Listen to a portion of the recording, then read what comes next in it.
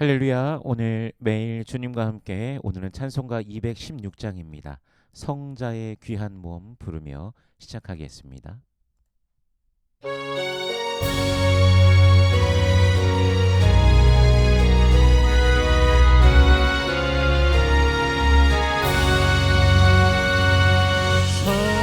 성자의 귀한 몸 날 위하여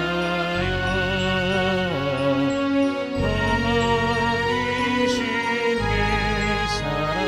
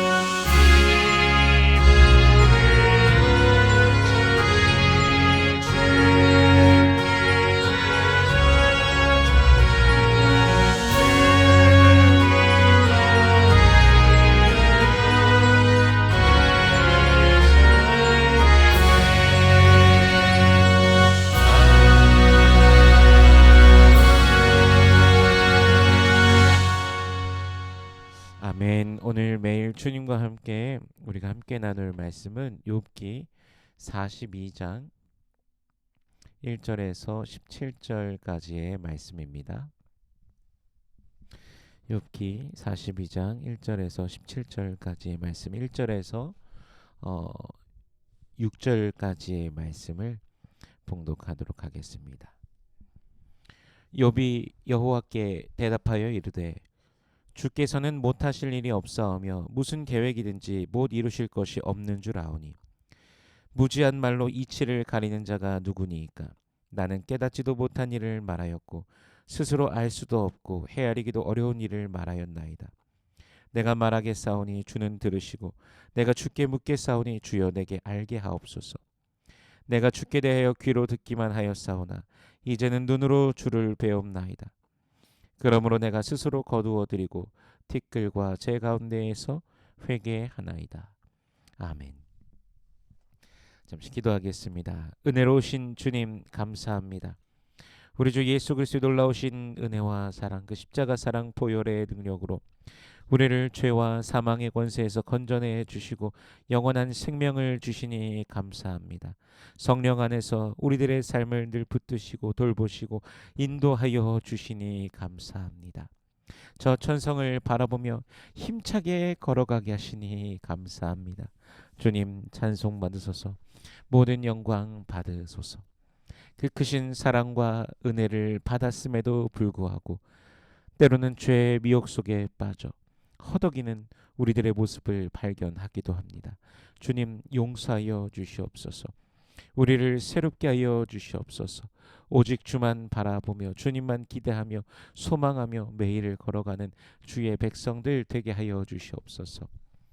이 시간 말씀을 대합니다. 성령께서 친히 이 말씀 조명하여 주시사 깨닫게 하시고 아멘으로 화답게 하시며 순종케 하시며 하늘로부터 내려오는 신령한 복을 누리는 모든 주의 백성들 되게 하여 주시옵소서.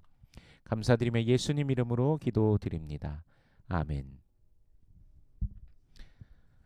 오늘 본문은 욥기의 마지막 장입니다.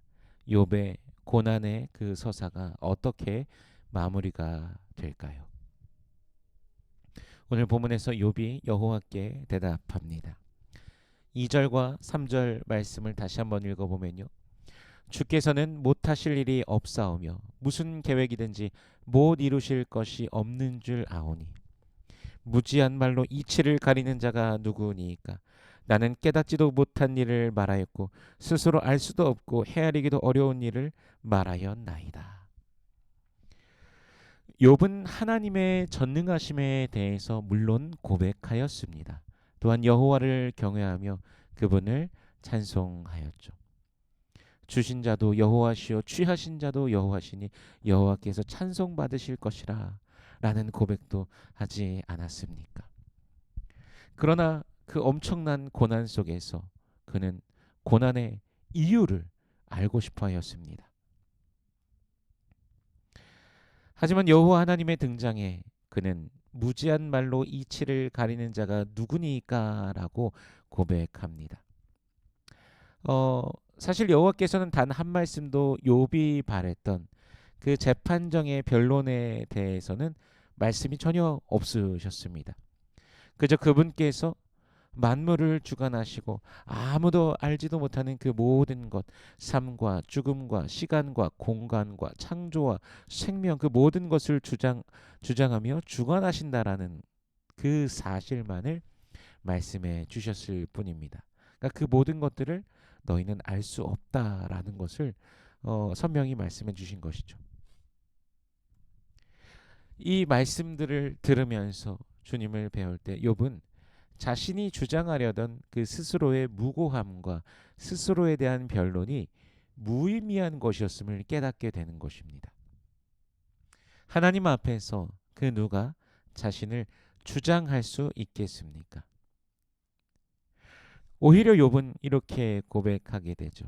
5절, 6절 다시 한번 읽어보면요. 내가 주께 대하여 귀로 듣기만 하였사오나 이제는 눈으로 주를 배옵나이다. 그러므로 내가 스스로 거두어 드리고 티끌과 제 가운데에서 회개하나이다. 아멘. 들음으로 알고 있었던 주님을 직접 배움으로 인하여 욥은 이제 인격적인 만남으로 여호와 하나님과의 그 만남으로 전환이 된 것입니다. 그 결과로 분명히 그는 의롭게 살아왔습니다. 하나님께서도 그를 향하여 의인이라고 말씀하셨죠. 그럼에도 불구하고 여호와 하나님을 배울 때 한없이 부끄러운 자신의 모습을 발견하며 티끌과 제 가운데서의 참된 회개에 이르게 된 것입니다. 친구들의 논증이나 그 정죄가 아니라 하나님과의 직접적인 대면이 바로 욥의 이러한 변화를 가져오게 된 것이죠. 뭐 조금 전에도 나눴지만 하나님 보시기에 욥은 분명 의인이었죠. 그럼에도 불구하고 하나님을 배울 때 그분의 거룩하심과 그 능력과 존귀하심 앞에 자신이 아무것도 아니라는 사실을 더욱 절실히 깨닫게 되는 것이죠.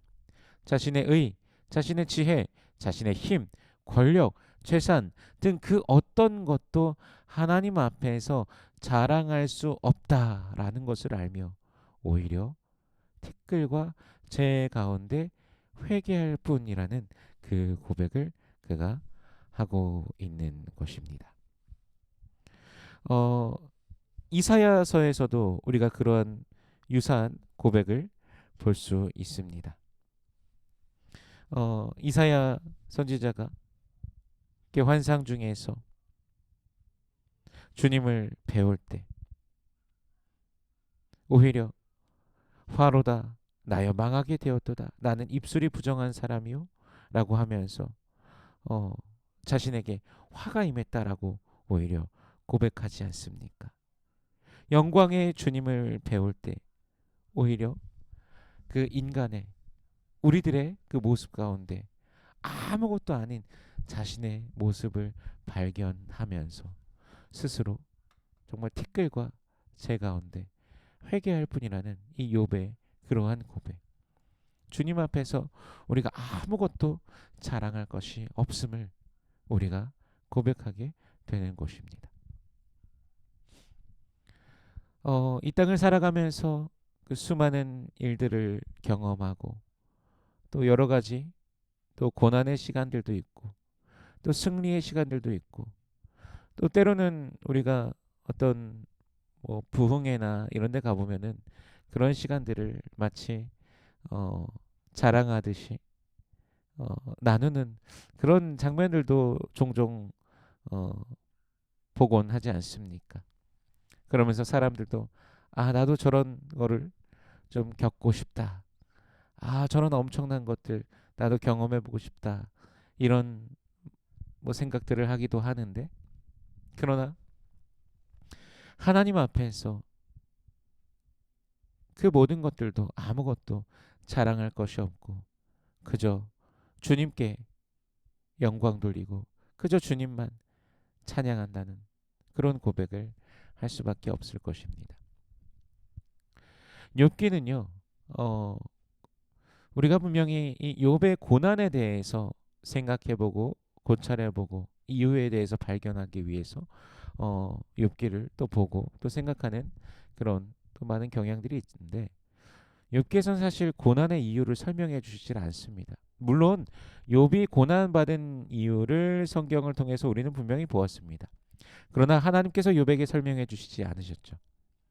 그럼에도 주님을 배울 때 욥은 죽기만큼 괴로워했던 그 고난 또한 그로 인해 하나님을 향하여 가졌던 모든 마음과 생각을 다 회개하면서 주님 앞에 그저 무릎 꿇지 않습니까? 이것은 오늘날 우리에게도 시사해 주시는 바가 많이 있습니다. 우리는 고난의 이유를 계속해서 그 이유를 발견하고 그 이유를 찾으면서 이유를 해결하려고 하는 그런 경향이 있습니다. 하지만 그 이유를 찾는 것이 문제가 아니라 그 모든 순간 우리가 주님을 인정하며 주님을 만나야 된다라는 것입니다. 지금은 비록 너무 괴롭지만 주님을 배울 때 우리 중 그 누구도 아무 말도 할 수 없을 것입니다. 한없이 높으신 존귀하신 위대하신 우리의 생사화복을 주장하시는 주권자 앞에서 우리가 무슨 말을 할 수 있겠습니까? 이 또한 지나갈 것입니다.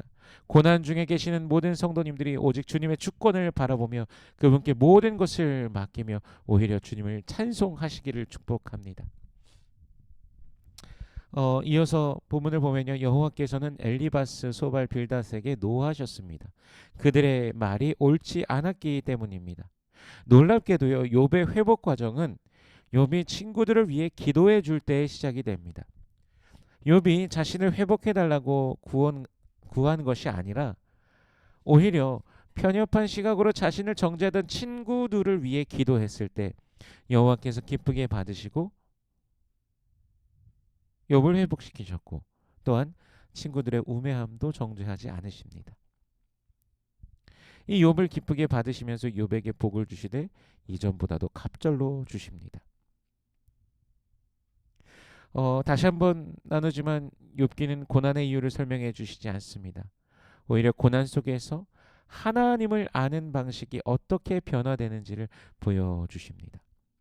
참된 회복은 하나님을 만날 때 시작됩니다. 주님을 만나는 여러분 되시길 축복합니다. 그리함으로 모든 순간이 모든 상황이 주 예수로 인하여 복이 되는 모든 성도님들 되시길 축복합니다. 오늘 그분의 은혜로 충만한 하루 주님으로 말미암아 승리하는 하루 되시길 주 예수 그리스도의 이름으로 축원합니다. 기도하겠습니다. 은혜로우신 주님 감사합니다. 우리 주 예수 그리스도의 사랑 안에서 은혜 안에서 우리를 구원하시고 우리에게 새 생명을 주시니 감사합니다. 저 천성을 바라보며 믿음으로 걸어가게 하시니 감사합니다. 주님, 우리를 긍휼히 여겨 주시옵소서. 주님, 우리를 불쌍히 여겨 주시옵소서. 때로는 인생 중에서